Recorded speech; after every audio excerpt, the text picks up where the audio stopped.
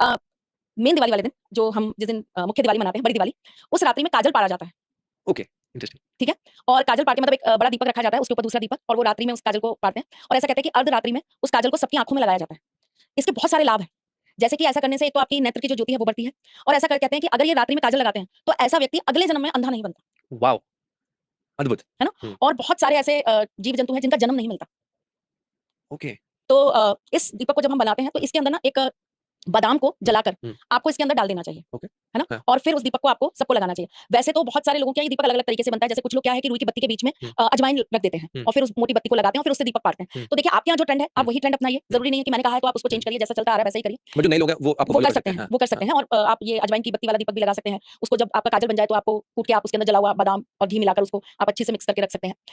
ये काजल हमारे यहाँ पूरे साल काम आता है और हम लोग यही काजल मेनली लगाते हैं। ओके, ठीक है? ऑलराइट। हमारे ठाकुर जी को लगाते हैं, हम नज़र ना लगे उसके लिए। लड्डू गोपाल को विशेषतः लगाते हुँ, हैं हम। हुँ, तो ये जो काजल बनता है इसका एक और विशेष प्रयोग होता है। हुँ, इससे आप अपने घर के मुख्य द्वार पर 3 टिक्कियाँ लगा दीजिए। 3 टिक्कियाँ मतलब 3 डॉट्स, ओके। ठीक है? 1 ऊपर और 2 नीचे जैसे ट्रायंगल बनता है हुँ, वैसे ही। हुँ, तो ऐसा करने से भी आपके घर में कोई भी किसी प्रकार की नकारात्मक शक्तियाँ प्रवेश नहीं करती। ओह! राइट। सो ये तो काफ़ी लोगों को जो चाहिए होता है। हम जैसे साधक हैं, जो लोग प्रैक्टिस करते हैं, जो लोग लोगों का सॉल्यूशन करते हैं, इस रात्रि को जैसे मेरे हस्बैंड हैं, वो भूत-प्रेत और इन सब का हुँ, उनको बहुत हुँ। काम करते हैं। तो वो इस रात्रि में एक विशेष तरह का काजल बनाते हैं कि जो इनसे पीड़ित लोग होते हैं, वो अगर उस काजल को लगाएँ, तो उन्हें रिलीफ मिलता है उस काजल को लगा के।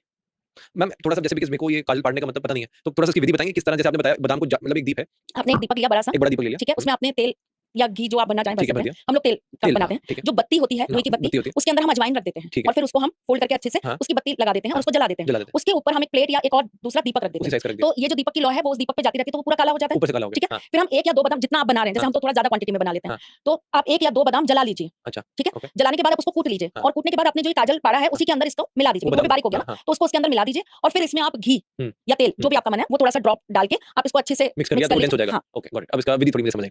मैम दिवाली की बहुत सारी बातें हुई। जाते-जाते कोई मंत्र और देना चाहोगे? स्पेशल महालक्ष्मी मंत्र? के मंत्र हैं, आप उनका पूजन करिए, गणेश जी के मंत्र हैं। इस रात में आपको सबसे बढ़िया जो पाठ है, जो करना चाहिए, वो होता है आपका कनकधारा स्तोत्रम। ओके, सबसे बढ़िया पाठ क्योंकि इस पाठ को करके स्वर्ण की वर्षा कराई गई थी, स्वर्ण की बारिश। अच्छा, तो इससे बढ़िया कोई पाठ ही नहीं है। आप 11, 21, 31, 51, 108 या आप अगर ज़्यादा कर सकते हैं तो 1008 आपको इस रात्रि में इसी पाठ का आपको अभ्यास करना चाहिए। ये आपको बहुत लाभप्रद होता है। छोटे अगर मंत्र आप करना चाहते हैं, तो मंत्र आप किसी गुरु के द्वारा ही लें, तो मैं ज़्यादा उसको ठीक मानती हूँ लेना। और श्री सूक्तम का पाठ कर सकते हैं। ये बहुत अच्छा एक आपके लिए पाठ रहता है। बाकी गणेश जी का पूजन हम करते ही हैं, माँ सरस्वती का पूजन हम करते ही हैं। हुँ, साथ ही साथ में आप इस रात्रि में अपने आराध्य का पूजन ज़रूर करिए।